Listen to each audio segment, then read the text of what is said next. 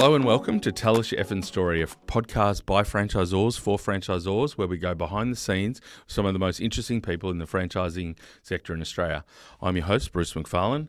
I'm without my co-host, John Sully, today. He couldn't quite make it, but I'm also here with our guest, Tom Elliott, who's the CEO of Hogsworth. Welcome. Thank you, Bruce. Thanks for having me. So I've got to do John's part too. Tell us your fucking story. Can I tell you now, it doesn't hit the same as what the big fella would do, but we'll take it. Lost my co-host, but So just want to go back first, tell us a little bit about yourself, growing up, where'd you grow up? Originally from the UK, so born and bred, first 12 years inside South London there. So kept the accent pretty well. Yeah, I've had a couple of stints back there, so a bit of, travelling and 3 months outside of uni and that type of thing. But no, born in a place called Croydon, or just south of Croydon. So for those that have been to the UK, there's a bit of a reputation around Croydon. So I'm actually from Whiteleaf, which is a nice sort of leafy suburb down there in Surrey. So I lived in Croydon in Melbourne for a while. Yeah. We're very unoriginally Australian, just copy the UK. Well, there is a lot of that, actually. It's amazing how many sort of synergies there are between the locations over there and over here. But, born in the UK and, my mum was Australian, or is Australian, sorry, and she was doing the backpacking sort of thing that many Aussies do at 18 years of age. Dad's a painter, decorator by trade.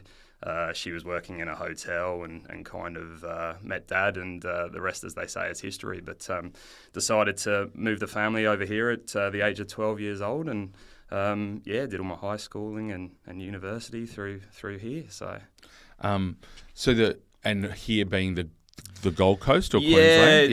It's interesting. So Mum's family was based in Sydney as we were all growing up. So they were sort of down there at Manly for most of my sort of childhood growing up. So whenever we came over here, it was mostly Sydney. Yeah. And then sort of 2 or 3 years before we decided to take the plunge and move over here, they came up to the Gold Coast. And, I always remember sort of hehearing stories about the Gold Coast back in the UK. Yeah. You'll love it, beaches, theme parks, etc., etc. So it's interesting because it's kind of that sliding doors moment. We're either going to settle in Sydney or come up here to the Gold Coast. So I don't regret their decision, put it that way. And what did Mum and Dad do when they moved here in the Goldie? Yeah, bits and pieces, really. I mean, Dad sort of jumped back into his sort of paint and decorating trade. He had a very successful business that he sold over in the UK, but I think with anything in the trade industry, when you're trying to establish yourself over here at sort of 40 years of age, 45 years of age, it takes a little bit of time. So he actually ended up doing a fair bit of contract work overseas. So I remember him going to the Bahamas and Singapore and those type of places for stints, working on big hotel projects. And Mum did bits and pieces, admin work, office admin work. She had a fair stint at Queensland events, which was good for me. I actually did some internships there. So mostly working on sort of the Gold Coast Marathon, Pan Pacific Masters Games, that type of thing. So, bits and pieces, really. Yeah. And so what about you as a kid? So in the UK, what were you, into sports or into Love my sport. Schools, yeah? I mean, obviously it's the number one sport over there, the world game, football. So that was really the big passion for me from an early age. I was sort of involved from 4 or 5 years old in team sports, being football primarily. Was into a bit of swimming, which was a unique one over there. But Mum had a swim school, but it was out of the local primary school there. So swimming was a bit of a sport for me as well. Cricket, rugby. I was kind of into everything, really. And that didn't change when I moved over here as well. Picked up the same sports again? Yeah, well, football's always been my passion. From a team environment perspective, it's been... I've never gone down the sole sporting route, individual sports. That's never really been my thing. I've always loved being in a team environment and, the rapport that you get playing in a team sport. So, picked up football when I moved over here, and obviously it's quite different, very much an Aussie rules rugby league type scenario. But, it's good to see that the game has developed over the years here in this country. And you would have gone all right as a kid, though, having come from the UK. I mean, it was one of those things. There was always a stigma attached to it just from the UK. Because you're from the UK, you're meant to be really good at football. So, no, I did okay. Never good enough to make it. I think you sort of realise that at an early age that you weren't gifted athletically, didn't have those genetics, so thanks mum and dad, but no, you sort of navigate into other things and other interests, but sport still is a big part of my life and my family's life. So who's your team? Big Chelsea fan. Yeah, didn't have a choice in that matter. Yeah. I mean, Dad took me to my first game at Stamford Bridge when I was sort of 4 or 5 years old. So I didn't really have a choice in the matter. Back then we weren't very good as well, by the way. Didn't have a lot of backing. Didn't have a lot of Russian money.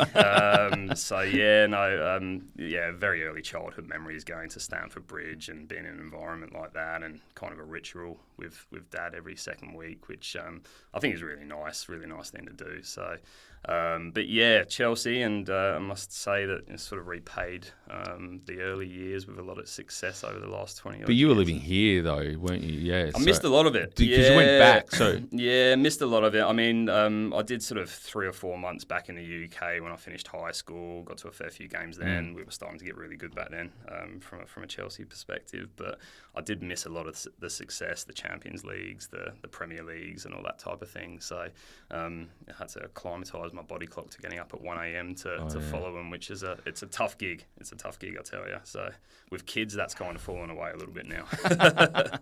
And what about schooling-wise? What sort of subjects? What were you interested in business stuff as a kid when you were at school? Or? Yeah, I suppose I was one of those kids that kind of was pretty good at everything at school without excelling at school. So it's funny, I did my high school education just around the corner here, a school called Benalla State High School, which is a public school. But I think the key difference that they had is they had a program known as the French Immersion Program, which was quite a unique one, where supposedly academic or gifted kids would go and do the same curriculum that you would do from a mainstream schooling perspective, but you'd learn your subjects in French.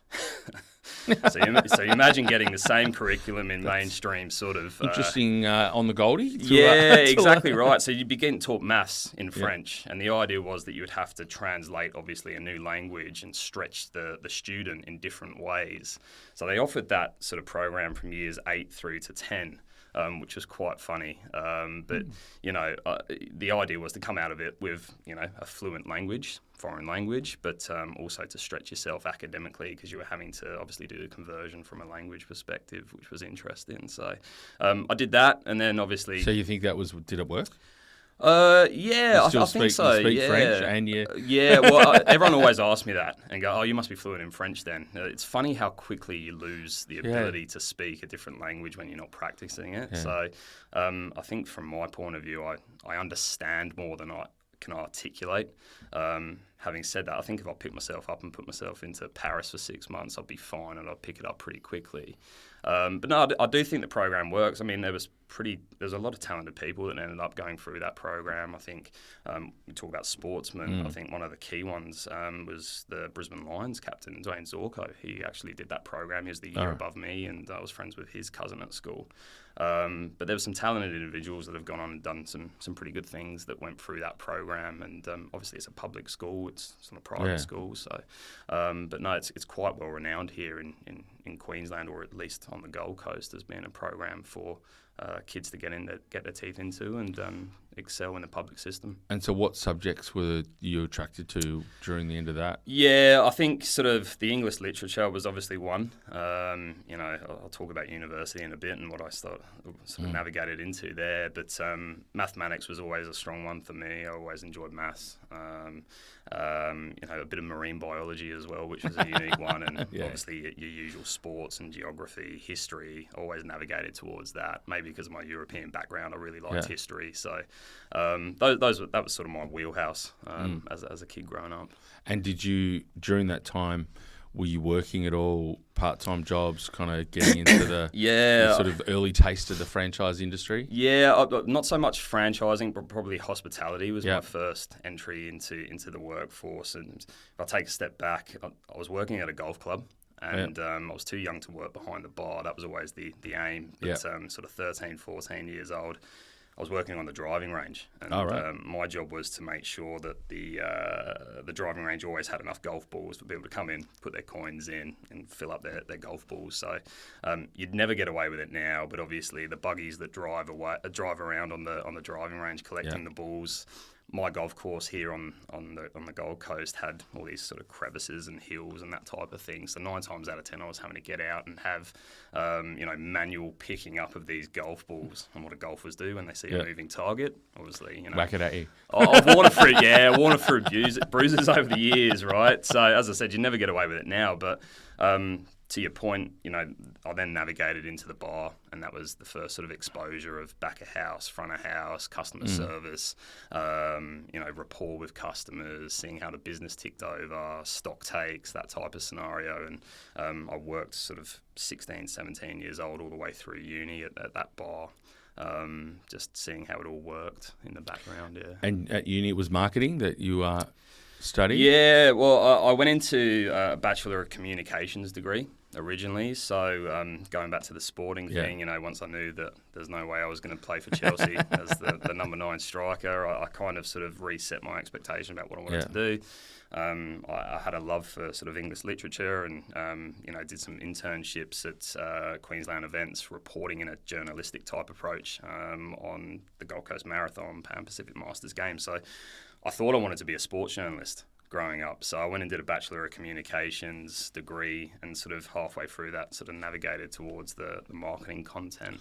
It's pretty pointy. There's a lot of sports journalists, but it's pretty pointy, isn't it, it is, yeah. Get the big events. I'm someone that really likes routine. I like my ducks in a row and I like order and, the thought of being picked up and taken here, there and everywhere at a whim and chasing the next story kind of sort of evaporated for me halfway through uni. And I think for me, I was really drawn to the process around marketing and the systems and the structure in behind it, and the 5 Ps, et cetera, and I navigated towards that sort of later on in my degree and finished off with majoring in marketing. So, yeah. And so you spent a fair bit of time at RFG, which we'll get to in a sec, but was there any other, besides the internships, any other roles that where you sort of whet your appetite into the marketing world? Yeah, well, I suppose direct marketing, I don't know if people are going to hate me for this, but I worked in a call centre for sort of 6 months. So I was selling solar back when the Australian government was giving a whole heap of rebates. I get those phone calls pretty regularly. yeah, they're still going. But I suppose that was kind of my first entry into the disciplines around trying to market a product.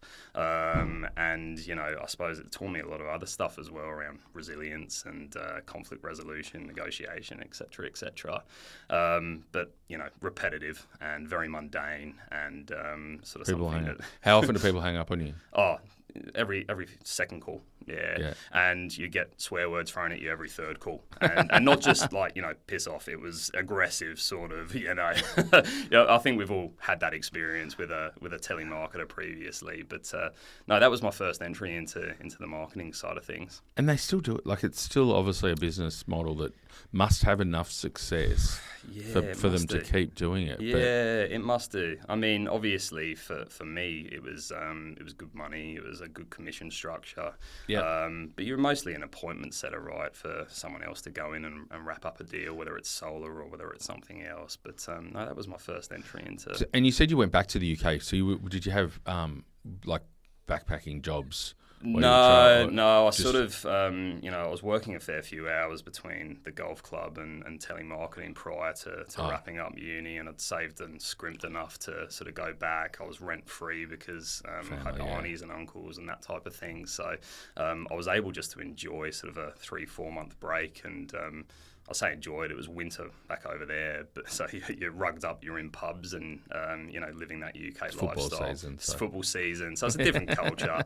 MySpace, I think, was a thing back then, and you're seeing people back over here down the beaches and enjoying the summer of Australia. So I questioned my decisions at certain stages doing that trip. But no, I was fortunate enough to just take a bit of a break and enjoy it. So I did a stint in London, and my marketing extent was the clipboards at the end of the tube stations, walking up to people. So you annoyed people on the phone. I annoyed them. You weren't selling big issues, were you? I was. No, no, but I was working for a dating agency. Okay, so, right. Yeah. Okay.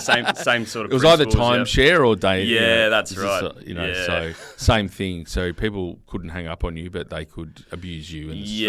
and Londoners notoriously are very friendly towards that type of thing. Oh they're not that big on talking to people when they've just got off the tube. Yeah. Love Aussies though. They do love Aussies. Yeah, that was probably the only thing that people would stop when they heard the accent. That's but it. A lot of people just still didn't. They didn't want you to stop. Didn't want a bar of it. No. Yeah. So then. Back to Australia. So what's the finish the degree, working in telemarketing, and then now it's about time to get a job that's not involving people hanging up on you? That's it. It was sort of mum and dad saying, you've gone to uni, you've amassed this debt, what are you going to do with it type scenario? And it's like, okay, fair enough. And, back to sort of school, I had a really good friend whose mum actually worked at Retail Food Group. I just knew her as the donut lady, really, because she always came to, whether it was events or whatever it was, I was around there playing PlayStation or whatever it might be with Donut King donuts. And she worked in sort of a franchise development role for the organisation at the time, and she knew that I'd done a marketing degree. And she said, look, Tom, there's a role going. It's for Brumby's Bakeries. Would you be interested? I said, well, yeah, of course. I've got to get out of telemarketing. Got to use this degree. So I put my resume forward. I went and did the first round interview, got called in for a second round interview, did a short presentation, which looking back now maybe was kind of overkill for a marketing coordinator position, but got offered the job, and sort of the rest was history. I mean, it's funny, but I didn't even know what a franchise was back then. I mean, I was 21 years old, pretty naive. I'd heard of the brands that were under the Retail Food Group banner, but I really didn't really understand what a franchise system was. So my first year was just being like a sponge. I was hooked pretty much from day one in that business. Trying to learn as much as I could, doing all the basic stuff that you would do as a marketing coordinator, whether it was, packing up point of sale to send out to franchise partners, or putting together newsletter content, engaging with franchise partners on local area marketing events. So, it was a sort of baptism of fire into what franchising was, and then also what the corporate lifestyle was as well. So I loved it. It's obviously head office is here with for RFG, which is handy. There's not a lot of large head off franchise businesses here and there, but it's so you're in the Brumby's brand. We get to you across it later, but was there much interaction across other brands back then, like other marketing teams, or was it all run quite separately? Yeah, the business was quite different back then. I think you had the ability to go really deep into a brand system the way that the structure was. So predominantly set up with, say, a managing director, head of operations, head of marketing. And so the brand systems were they were siloed while still being under the same banner and realising the efficiencies and the strength in brands, which is what the tagline was for many a year at Retail Food Group. But I think that the way the business was structured back then, you could go sort of deeper into the brand systems and really, drive strategy and drive impact back then.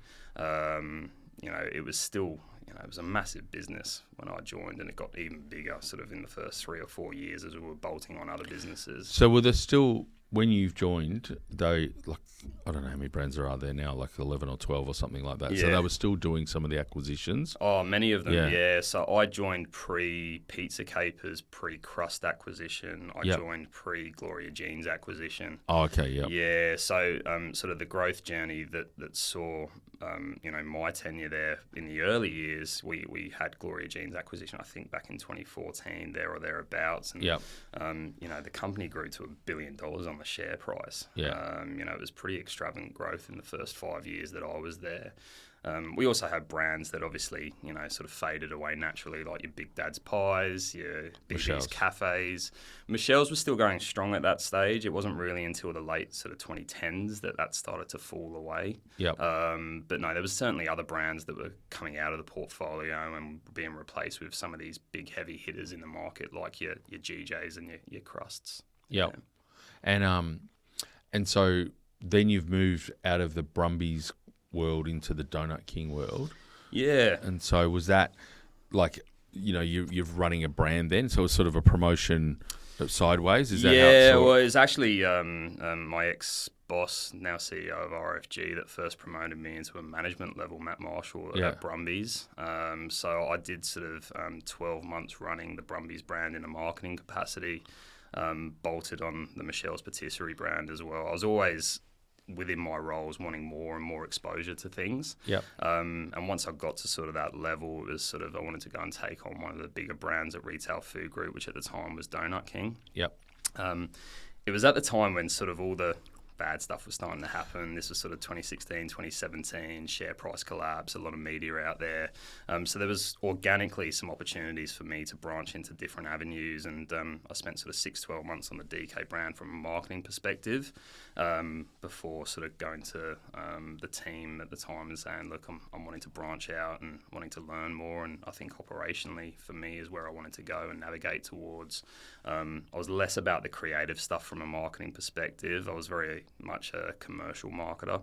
Wanted to understand the numbers, wanted to understand how it flowed through to the bottom line and the P&Ls. So naturally, the next sort of string to my bow was to move into operations, and I did that with DK and moved into general management of that brand at a pretty young age, and that was a lot. Yeah, it was a lot to take on. It was sort of 2019.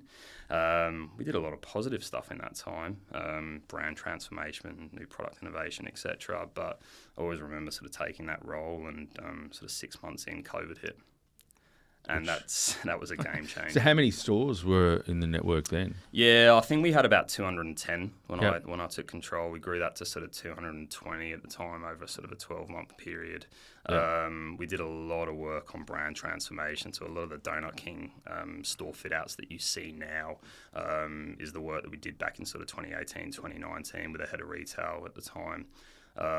We did a lot of work on the home of the hot cinnamon donut and just bringing that to the forefront, and worked with the franchise partners to really elevate that National Donut Day, which is probably one of the biggest promotions that Donut King has now. So all that work started sort of 2018, 2019 with me at the helm. So yeah, we might roll back just a bit. So you mentioned shit was going on in the in the business, and just a little bit, yeah. Trying to navigate through that when you're doing marketing for a brand that's part of a stable of brands that, things starting to decline, franchise, the networks are having less franchisees, or the franchisees are less profitable, stores are closing and stuff like that. So how, what was it like to kind of run a marketing role back when things weren't going well? What did you learn from that? Yeah, I think it was very tough. I think you had to remain core to what the brand purpose was. And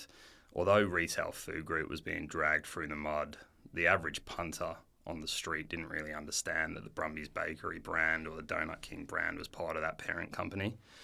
So not much changed, if I'm being honest with you. You just remained core to your target demographics, what was in your wheelhouse that you knew drove foot traffic or average spend, and hoped that the media would go away, and sort of the issues that we were seeing out there around franchise partner sentiment and that type of thing would die down over time. But as it relates to the marketing side of things, there was no really doubling down on initiatives to try and drive incremental revenue for the franchise partners or any of that. It was kind of still business as usual, and we let our corporate team go to work on trying to manage the PR shitstorm that was sort of coming to fruition. But what about managing the franchisees? So you've got franchisees that it probably is affecting to some degree. The media was circling because there were unsuccessful franchisees. Yeah. So I know in any franchise system,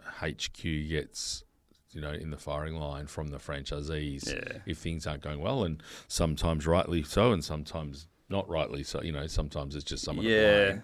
So you're in the market. You're involved in marketing for a brand that's probably starting to struggle. How was your interaction with the franchisees at this time? We spent a lot of time on the road.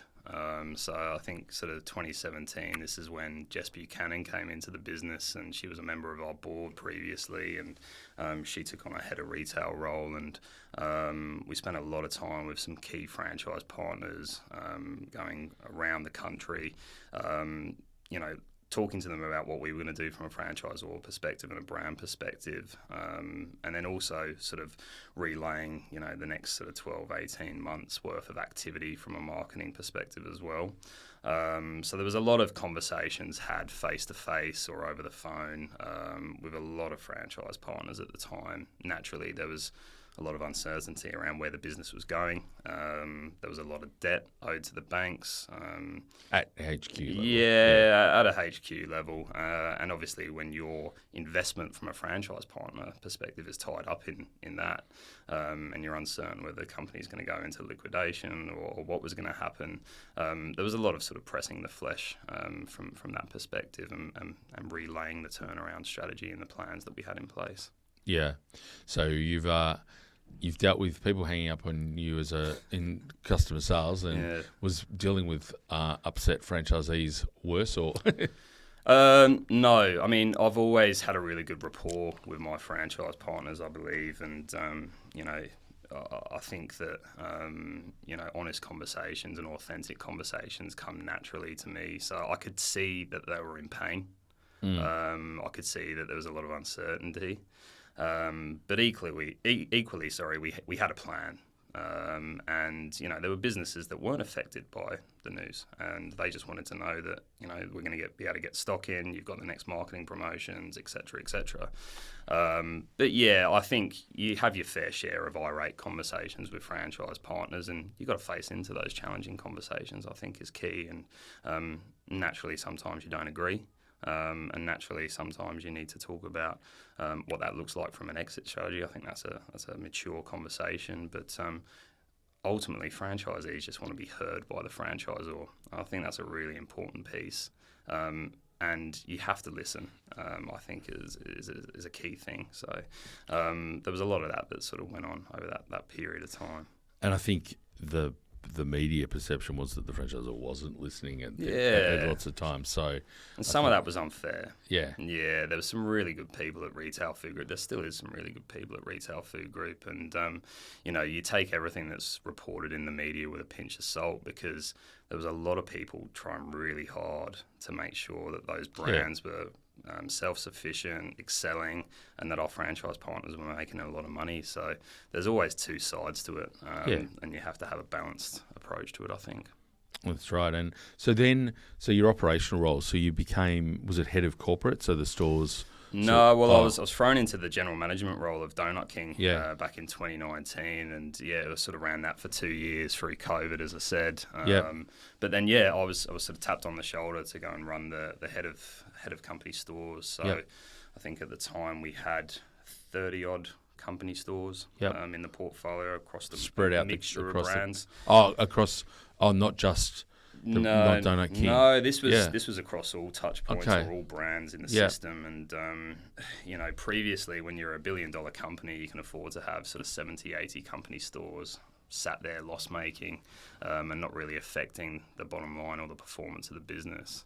As you start to shrink and, your assets become smaller and smaller and your store numbers become smaller, that profit hit hurts. So the mandate really was to go in and stabilise it over the first 12 months, because it was still quite heavy loss making, which we did. It was 12 months really of getting systems in place, processes in place, and then making sure that we were onboarding the right teams as well. We had people in place from a store perspective that probably weren't the right retailers, et cetera, and performance was always in the rear view mirror. So we spent a lot of time, getting our business reporting and our P&L reporting into a live environment, so we could see what was coming and prepare the business for a good month or a bad month. So we did that for the first 12 months, and then year 2 was all about growing. So we essentially doubled the portfolio within a 12-month As period. in numbers of stores or store by store growth? No, number of stores. Yep. Yeah. So obviously, public listed company, got to grow. The franchise funnel wasn't, that flush. It was tough, at the stage. So Yep. we took it from sort of 29 locations at the end of, I think, F23 to 55 by the end of F24, and we did it on the same head count. So it was a big 12 months of putting new locations on the ground. And so they were for our team. greenfields rather than... Majority of them were greenfields, Not just conversions No, of I think we franchise? had sort of 60-70% that was greenfields. Yeah. So it was my team going in, obviously working with the matrix structure within Retail Food Group, but setting these stores up for success from day one. Which for anyone listening that's ever had sort of a dip into corporate world or corporate restaurant, corporate store world versus franchising, the demands are so much higher. Like, you are never off duty here as far as when they're your own stores and your own people. So it really was a credit to the team that I had underneath me for that 12 months that allowed us to deliver on that growth number. But the calls never stop, whether it's Saturday morning and the baker's cut his hand on the slicer or whatever it might be, all the way to 10 o'clock at night because there's a crust location where we've had a break-in and we need to understand if the safety of our team are okay, et cetera, et cetera. So you see it all on the corporate side of the world, and you get that appreciation for what our franchise go through day in, day out. So and the split of the stores you're opening, what were the brands that you were focused mostly on? Donut King. Yeah. Yeah. So obviously at the time the business was starting to establish what was core from a core brand perspective versus, I suppose, non-core. Yeah. And Donut King, Gloria Jeans, Crust were the 3 brands that were sort of isolated as core brands and growth brands. And Donut King is a very super simple model to operate. It's lower capex as well, given it's sort of 26 square metres worth of tenancy predominantly. Yep. And it tends to attract a younger labour model as well, and a cheaper labour model for that matter as well. So we were mostly over-indexing in Donut Kings at the time. Yep. And that and so you did that for 12 months? Was that running 3 years? 3 years. Yeah. So my last 3 years at Retail Food Group was spent in the corporate store world, which was interesting. Learned a lot. It was very taxing. And as I said, I think having been on the franchise side of things and then to the corporate side of things, it does give you a great sort of appreciation to how volatile P&Ls can be. When you're having to walk into a boardroom and report your figures, whether you've made money or lost money, and understanding, from a cost of goods perspective, yes, we had a price increase back in February on donut mix, and that's what we're seeing now in these numbers fall through. Or we had 3.5% worth of minimum wage increases that have just flowed through, and the numbers are affected. So even to the point of just watching the interest rate rises over a 12-month period and seeing the knock-on effect to stores. So I think you get a lot of insights that you don't get on the franchised side of the business when you're running a group of corporate stores. Which I didn't have a great appreciation of it. I always was obviously conscious of what our franchise partners were making, but when you're living and breathing it and seeing sort of the impacts that just a small increase in electricity can have to your overall bottom line, it gives you a different perspective on things. And so you went from growing in numbers of stores, and then the whole venture was... The corporate part was loss-making at the start. Did you get over the 3 years? Where did you end up? Look, I think the strategy changed a few times. I mean, year 1 was about stabilising for growth. Yep. Year 2, I think we grew way too quickly. As I said to you, we put the best part of 20-odd locations on the ground, mixture of greenfield and acquisitions on the same headcount. So that comes with its own unique challenges when you've got a support office in southeast Queensland that's trying to run locations over in WA or South Australia. So it was national. Yeah, exactly right. So was the plan to sell them as franchise locations later, or potentially, potentially. I mean, look, we had locations in there that were earning a lot more than what they would ever do franchised.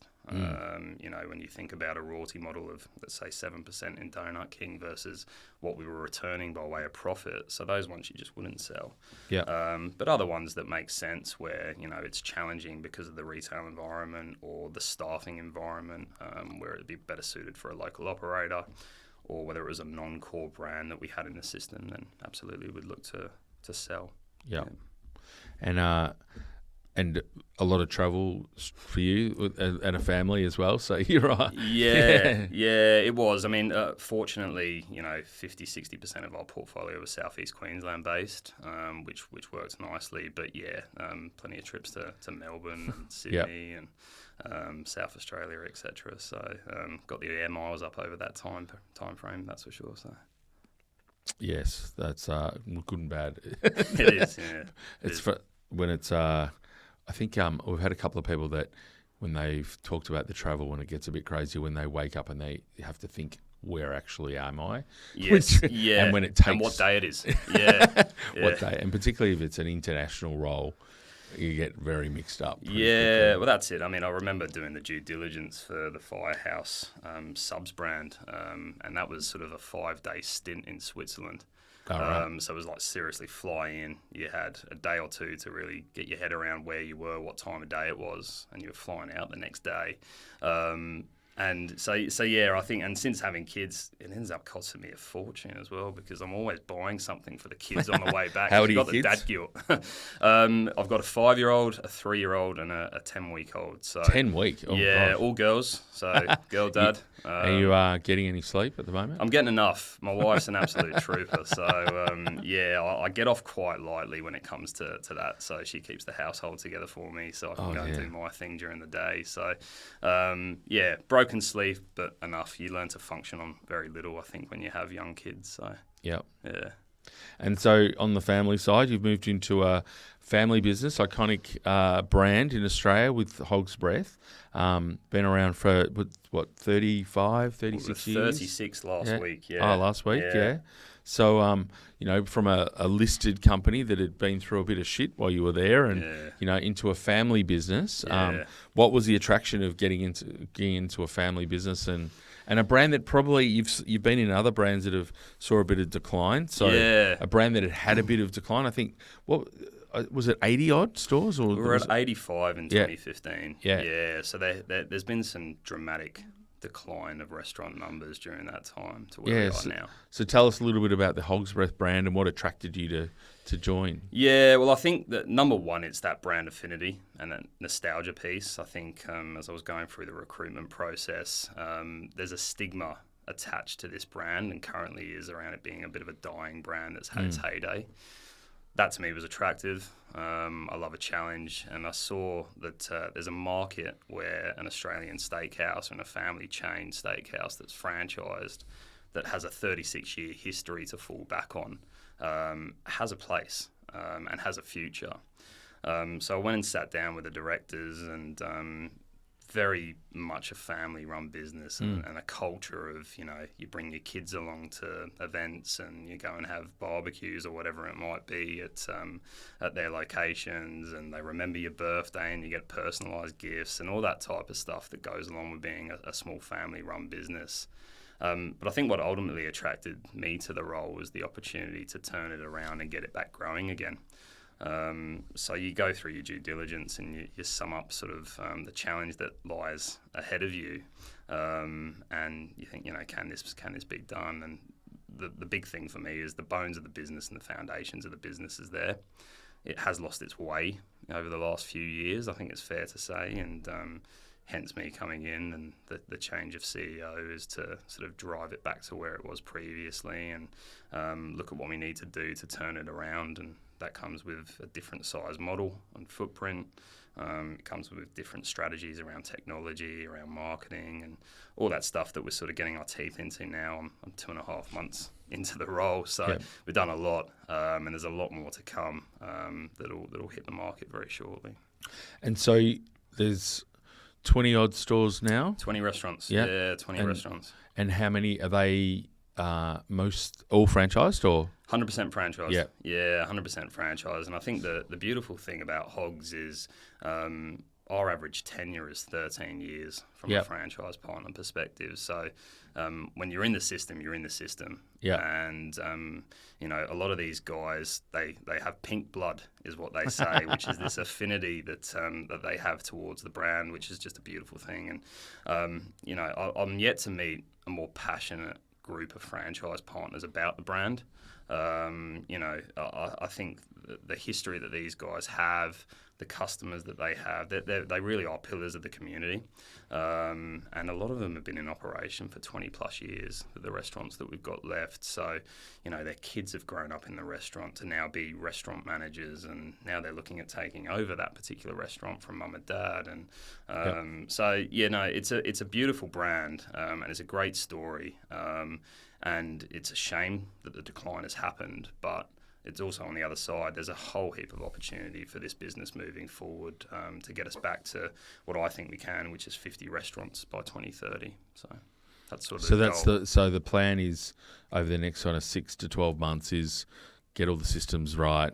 It sounds like the ones that have been around for a while. So franchisees that are still operating and going all right. So make sure that they're supporting the existing franchisees, and then launch kind of the aggressive strategy to open more restaurants? Yeah, I mean, we've got to earn the right to grow again, in my opinion. For a 36-year-old brand, we're nowhere near where we need to be across a lot of the touch points in the business that you would expect from a 36-year-old brand, whether it's marketing, photography, videography, the campaigns that we punch out, through to the tech stack that we've got. Through to the systems and processes that we have internally. There's a lot to get right quickly. And when I say quickly, financial year 26 really is the year for us to get our house in order. And for us to start to get the curve going back upwards as far as restaurant numbers are concerned. So for us, it's all started with the existing franchise partners and getting them on board and selling them the turnaround story. And you talk about air miles again. It's been mostly the first 10 weeks spent in a plane going over to WA and down to Sydney and then Tasmania. So it's important, from my point of view, that we come out the other side of what's been a pretty challenging 5 years for the hospitality industry. Right, COVID, inflationary costs, interest rate rises, labour shortages. So we've had a lot thrown at this brand. And equally, there's a lot we could have done to negate some of the closures that we've had. Yeah, it's tricky for you, like coming in and trying to figure out what are the main, what were the factors that contributed to the decline. That's right. And what are the things, what are the good bits to hang on to? Yeah, and what are the bits that we need to change? Because all brands need to keep reinventing themselves to stay relevant to the consumers, and so there's bits of your model that possibly needs to be tinkered as well. Correct. And I think if we're being really harsh on ourselves, the model as it currently stands isn't fit for purpose moving forward. I mean, you don't need a 450 square metre restaurant anymore. You just don't. The industry's changed. The way that consumers transact with businesses isn't the same as when, Pilot Store number 1 was built in 1989 in Elliott Beach, right? Yeah. So we do need to look at that and have a bit more of an agile model that's tech-enabled, that is bar-led, because we're licensed venues here across the board. So that's a mindset shift that needs to occur in our business, and brick by brick we'll get there. So. And I think one of the things that it did well as a brand was connect with community. And so a lot of the early days was, whether it be sponsorship or partnerships or different events that it was known for, like starting in Elliott Beach and sailing and NASCARs and league and all sorts of different things. So, which the tricky bit about that is if you don't have the marketing budget to spend, if you've got 70 or 80 stores, you've got more money to do that. So are there projects that you're looking at now, or is it? Yeah, I think there's ways that we can get mainstream eyeballs back on this brand quickly that's not going to cost an arm and a leg. And you'll see some of that stuff to come to fruition quite quickly as far as the brands that we're going to collaborate with and partner with.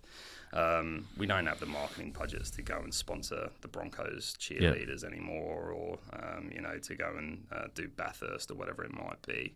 That's sort of an end game where we want to get to when we're back up to 50 restaurants, of course, because we are pillars in the community. But I think there's other stuff tactically that we can do to get the brand back out there with some positive PR, and then at a restaurant level, how you drive that in your local community as well, whether it be restaurant activations or whatnot. So, we don't need to break the bank. We're working with a very clever marketing agency at the moment in Brisbane. It's funny, the managing partner, Tracy, she actually gave me my job at Retail Food Group, so it's kind of come 360 for us. But we do need to change the way that the brand is perceived and looks and feels, and we have to show the market that we're doing something different, because there is this stigma attached to us that we're an old dying brand, and from the outside looking in, you can see why. So. That's the challenge. And having 3 years out of the franchise world and now getting back into the franchise world, so what sort of things, what are you enjoying and what are you learning about being back into the franchising world? There's been a bit of change in that space as well. Yeah, I think, what am I enjoying again? I mean, it's that true partnership approach, right? So the ability for you in your role to influence a network, but also an individual, a family, their lifestyle. We've got many of our franchise partners at the moment in those 20 restaurants that are looking for new opportunities to grow and expand, which is exciting. Equally, we're helping people with exit strategies as well and realising the true value of their business as they exit that they've been operating for 20 plus years, right? So the partnership side of things has been really good to get my teeth back into and have sort of a touch point to all facets of the business again, whether it's marketing, supply chain, as well as operations and obviously the bigger picture strategic stuff as well.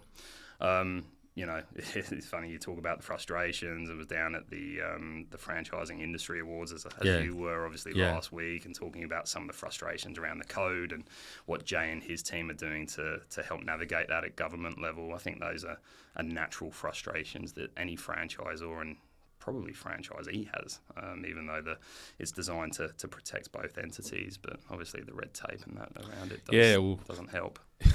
You probably missed, in 3 years out, you missed 2 reviews. Yeah, well, that's exactly right. And I mean, as I was bumping out of the Donut King sort of franchise world, there was significant capital expenditure discussions that had just been introduced. And I think to simplify the franchising industry domestically is a really important one moving forward. And there needs to be no grey areas, is what I would say, for both franchisor and franchisee.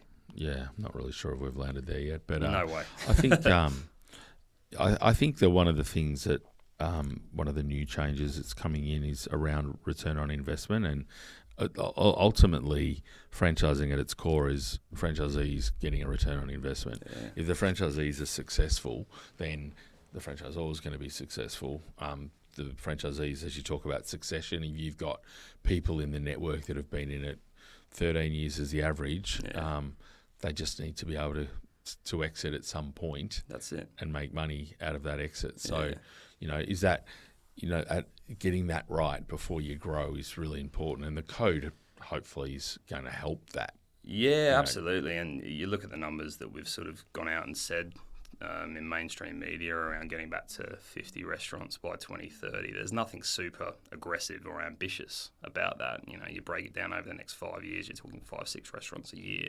Yeah. There's absolutely 5 or 6 opportunities each and every year in really high traffic, good locations that has the right rental quantum that's going to return the franchise partner inside their first term. That should be the goal of our business. So you have to hold hands on that. It makes no sense to obviously grow for growth's sake. It comes down to the partners that we want to rebuild with as well. We want forward-focused, progressive franchise partners that understand where the hospitality industry is growing and how they can impact that at restaurant level, knowing that it's going to be hard work. You're going to have to roll your sleeves up. It's not an easy business to get right in the first 6 months, but beyond that, the proof would say that given our tenure and the amount of franchise partners that have stayed with us for a long time, that it's a business model that does stack. Our royalty fees are probably the lowest in the industry. We're at 5% royalty fees. We do that because we think that the franchise partners need to make enough money to be able to go again, right? So for us, it's more about making sure that we can set up a sustainable growth model that allows us to hit that target of 50 restaurants by 2030. And do you have multi-unit owners? Yeah, we do. Yeah. We have the Cleveland guys and Nelson Bay guys that two of our more successful restaurants. We've had guys that have owned sort of the Surfers Paradise and Southeast Queensland model as well. Yep. We've got Penrith and St Mary's owned by the same franchise cohort. So the model's set up for an investor model as well as a owner-operator model, which is the beautiful thing about it as well. So. Yeah. But no, a lot of our locations historically and even now have been multi-siders. So yeah. One of the things that we ask people is for some tips for franchisors. You've worked in probably the biggest franchising system in the country, and then now in a family business. But for people that are thinking of franchising a model or those emerging franchisors, what are some of the tips that you could have for them? Know your customer. Yeah, there's nothing more important than being at the coalface and really understanding what the guest experience is like, and how that translates through to strategy. I think where businesses get caught up is they sit in their ivory towers and sort of push strategy down from a top level without really understanding the impact that it has to the 16-year-old team member on shift, or to the guest experience. So really understanding your customer and then getting out of your way internally to make sure that the sole focus is on how to make that guest experience better. That would be my big advice. And you think, obviously coming from franchise corporate back into franchise, that with no corporate stores at the moment, it's just a little bit trickier? I see it as an opportunity. Yeah, I see it as an opportunity for us to go and build a flagship corporate location, run it really well, and show the business how well corporate locations can be run. Because you think it can be a challenge if it's 100% franchise group to actually understand what the trends are for the end customer? Yes and no. I mean, we're working a lot on our systems and back end, and that's where my corporate restaurant experience has come in handy, because I know exactly what I want to see as far as metrics for franchise partners. What's their front of house labour doing? What's their COGS doing? What's their sales trends doing? We track that monthly. I mean, we're one of those businesses that mandates in the franchise agreement that you have to submit your P&Ls each month. And that's a really important thing. I think there's a lot of franchise systems that don't put that first and foremost. It's the only thing that matters, really. How much money is my franchise partners making this month or losing this month? Yeah, I think that's right. Not having access to the data makes it very difficult 100%. For you to help and support your franchisees. 100%. So we're very lucky in that respect. Each month we get 20 touch points that we can go through and dissect and understand what's moved the needle, or equally what's hurting our businesses across the group. But you're right. There's nothing that says skin in the game more than having a corporate location that you're having to run, and you're fully accountable to obviously the board and the directors around that performance. So. It's an avenue for growth for us as well. That's what we see is there's plenty of opportunities for us to go and put some high-profile locations on the ground, run them corporately, and when the time's right, sell them to incoming franchise partners. There's obviously no right or wrong answer, but just that mix between corporate and franchised.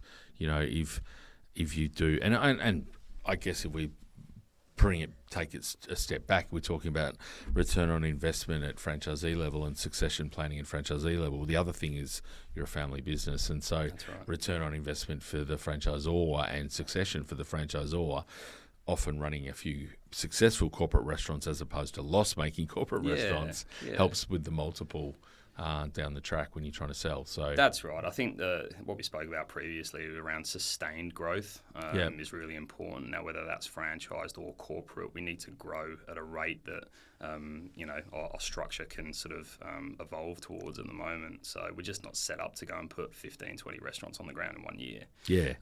So whether it's a mixture of franchised or corporate, and I do believe for us there is a role to play within corporate restaurants moving forward. But whatever we do, we have to be methodical about it, and we have to come at it from a sustainable perspective, because we can't really take the Band-Aid off and pull the handbrake and say we're going to be at 100 restaurants in the next 5 years. It's just not something that we can achieve. So Cool. Well, thank you very much, Thanks mate. for having Great me. insights. Appreciate Great to it. spend some time, and good luck with the growth and the development of Hog's Breath, and well done on the journey so far. Thanks, Bruce. Appreciate it.